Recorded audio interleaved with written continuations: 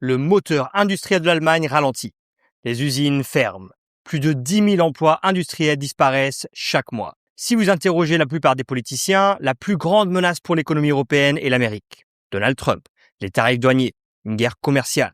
Mais alors que l'Europe regarde vers l'ouest, quelque chose de bien plus important se prépare discrètement à l'est. À plus de 8000 km de là, les usines chinoises produisent plus que jamais. Mais cela n'a aucun sens. L'économie chinoise n'était pas en train de ralentir. Une crise immobilière et une consommation de ménages en berne. La plupart des gros titres nous disent que l'économie chinoise est en difficulté. Alors, pourquoi les exportations chinoises battent-elles des records? Parce que chaque jour, l'Europe achète environ 1 milliard d'euros de marchandises de plus à la Chine que la Chine n'en achète à l'Europe. Cela n'était pas censé arriver. Alors, qu'est-ce qui a changé? Et plus important encore, l'Europe peut-elle l'arrêter? J'ai donc commencé à chercher. Base de données commerciales, Eurostat, rapport de l'OCDE, des longs documents de la Commission européenne, jusqu'à ce que je tombe sur un graphique tout simple. Ces barres représentent tout ce que l'Europe vend à la Chine chaque année. Et ces barres montrent tout ce que la Chine vend à l'Europe. Comme vous pouvez le voir, la Chine vend depuis longtemps plus à l'Europe que l'Europe ne vend à la Chine. Et pendant longtemps, les choses ont à peine bougé. Chaque année, l'Europe a importé environ 150 milliards d'euros de plus de marchandises chinoises qu'elle n'en exportait. Les économistes appellent cela un déficit commercial. Ce n'était pas équilibré, mais c'était relativement stable. Et pendant des années, ce n'était pas vraiment un problème. L'Europe achetait des produits manufacturés de bon marché à la Chine, tandis que la Chine achetait des machines de pointe, des voitures et des produits de luxe à l'Europe. Et puis, regardez ce qu'il se passe. En seulement 4 ans, cet écart a presque triplé, pour atteindre un déficit de bien plus de 350 milliards d'euros. Je me souviens d'avoir regardé ce graphique en me disant « ce n'est pas possible ». Les déficits commerciaux ne triplent pas en quelques années. Quelque chose avait forcément changé. Alors, pour comprendre quoi et pourquoi c'est préjudiciable pour l'Europe, nous devons remonter 20 ans en arrière. Revenons au début des années 2000. La Chine changeait et des millions de personnes quittaient les campagnes pour s'installer dans les villes. De nouvelles usines ouvraient presque du jour au lendemain. Le pays avait quelque chose que le reste du monde désirait. Une main-d'œuvre bon marché, en abondance. Et puis, en 2001, la Chine a enfin rejoint l'Organisation mondiale du commerce. Soudain, il est devenu beaucoup plus facile pour les entreprises du monde entier de fabriquer en Chine et de vendre ces produits globalement. Et en très peu de temps, des vêtements de fabrication chinoise, des jouets, des meubles, des électroniques, c'était partout dans le monde. Et les effets ont été considérables. Aux États-Unis, plus de 2 millions d'emplois manufacturiers ont disparu car les usines peinaient à concurrencer un flot d'importations moins cher. Les économistes ont plus tard appelé cela le choc chinois 1,0. Mais l'histoire de l'Europe était différente. L'Allemagne, par exemple, ne vendait pas de t-shirts. Elle vendait des machines qui fabriquent ces t-shirts. Et pas seulement des machines, des produits chimiques, l'équipement industriel et bien sûr l'automobile. La Chine devenait le plus gros client de l'Allemagne. Et pour de nombreuses entreprises européennes, l'ascension de la Chine n'était pas une menace, c'était une opportunité.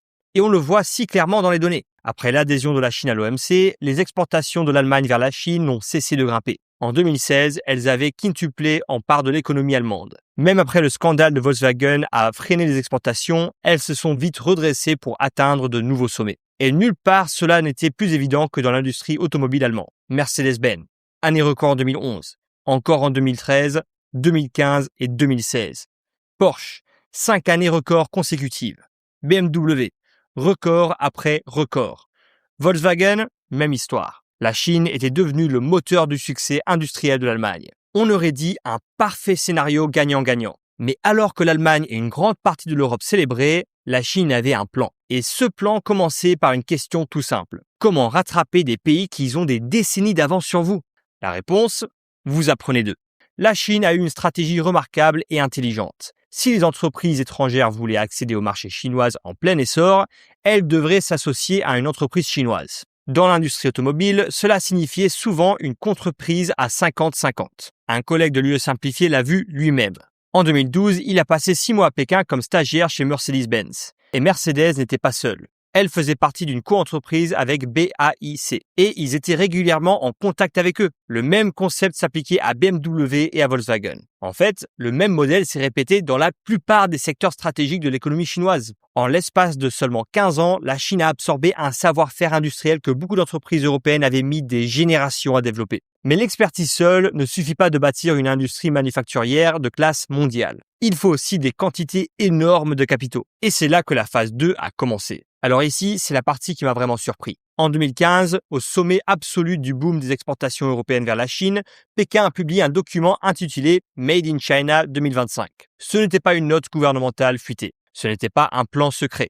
C'était publié à la vue du monde entier. Et cela détaillait exactement comment la Chine prévoyait de devenir une superpuissance manufacturière. Alors, laissez-moi vous montrer ce que je veux dire. C'est écrit dans la première page. Nous nous efforcerons de transformer la Chine en leader mondial de l'industrie manufacturière. Pas un leader mondial, le leader mondial. Et puis cela devient incroyablement précis. À la page 22, le document identifie 10 industries stratégiques. Par exemple, l'IT de nouvelle génération, la robotique, l'aérospatiale, le train à grande vitesse. Et voilà, véhicules à énergie nouvelle. Et il y a tout un autre chapitre sur la façon de soutenir cette transformation. Par exemple, il est dit tirer activement parti du financement politique, du financement axé sur les développements et du financement commercial. Alors ça sent un peu les subventions d'État en masse. Et pour moi, l'un des exemples les plus fascinants est un programme lancé en 2018 appelé Little Giant Enterprise. Entreprise petit géant. Près de 20 000 entreprises ont déjà été sélectionnées. Et ces petits géants bénéficient d'un traitement très spécial. Subventions, incitations fiscales, financement facilité. En d'autres termes, le gouvernement chinois ne se contente pas d'identifier des entreprises qu'il veut voir réussir, mais il les aide activement à réussir. Et avec qui rivalise-t-il ? Eh bien, tout le monde, mais surtout les Allemands. Ce réseau hautement innovant de moyennes entreprises industrielles qui alimentent le succès manufacturier de l'Allemagne depuis des décennies. À ce stade, la Chine a donc achevé les 2 premières phases. Phase 1, acquérir le savoir-faire, et phase 2, produire et financer massivement. Ce qui nous amène à la 3e et la dernière phase. Vous vous souvenez peut-être des gros titres de 2021. Le marché immobilier chinois s'effondrait. Partout, les journaux comparaient cela à Lehman Brothers. Le problème était simple. Les consommateurs chinois ont arrêté de dépenser, le crash immobilier a brisé la confiance. Et comme l'État-providence chinois est bien moins généreux qu'en Europe, les ménages épargnaient déjà environ 31% de leurs revenus pour la retraite, la santé et les urgences. Pour beaucoup, cela ressemblait au début de la fin. Le miracle chinois était terminé. Ou, au moins, c'était ce que tout le monde pensait. Normalement, un gouvernement confronté à une faible demande intérieure essaierait de relancer la consommation. Mais Pékin a fait le contraire. Il a misé double sur l'industrie manufacturière. Les banques d'État ont continué à prêter.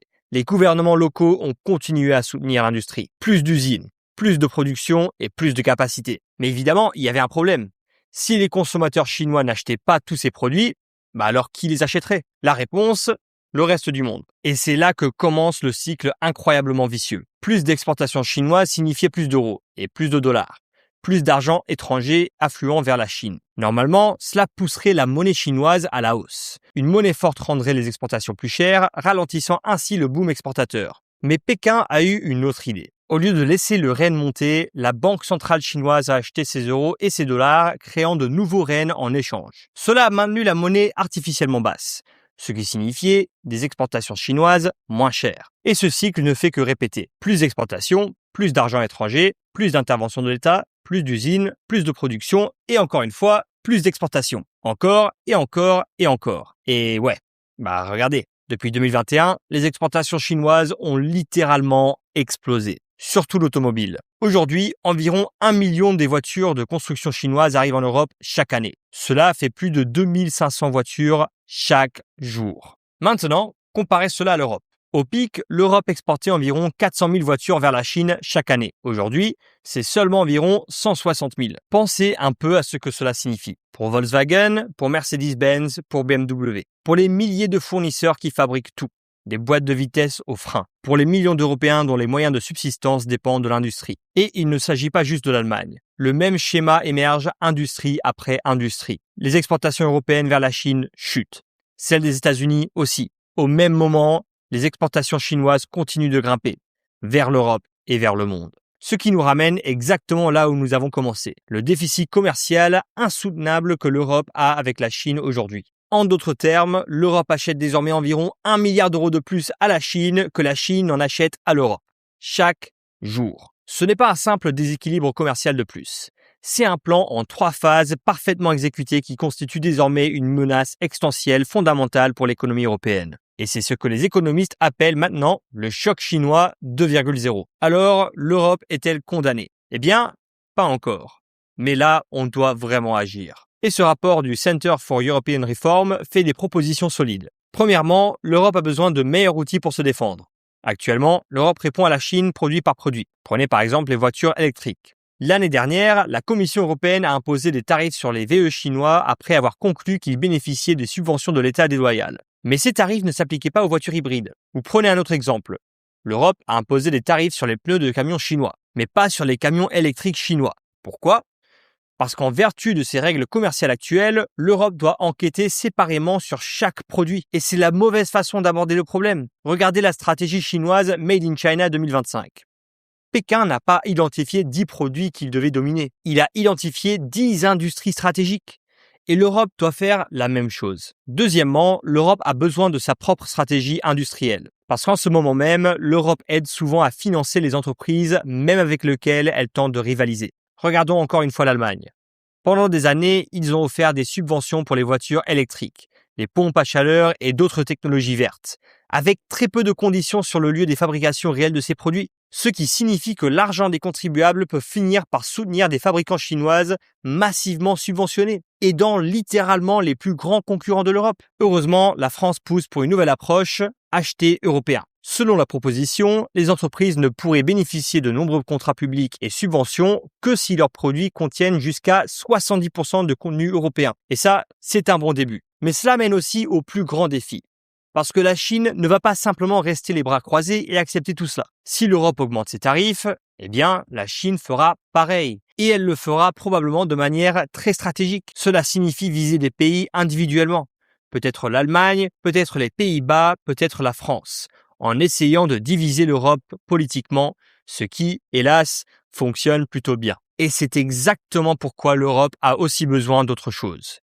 Un fonds de compensation commun, financé par les recettes douanières du premier point, pour que lorsqu'un pays ou une industrie devient la cible de représailles chinoises, le reste de l'Europe aide à porter le fardeau et subventionne cette industrie et ce pays. Et en fin de compte, c'est de cela qu'il s'agit. Nous sommes tellement concentrés sur Trump et Poutine que nous oublions le concurrent en Extrême-Orient qui est sans doute la cause principale de notre faiblesse économique. L'Europe doit donc se réveiller et enfin prendre le choc chinois 2.0 au sérieux. Car si nous ne le faisons pas, les fermetures d'usines aujourd'hui pourraient n'être que le début.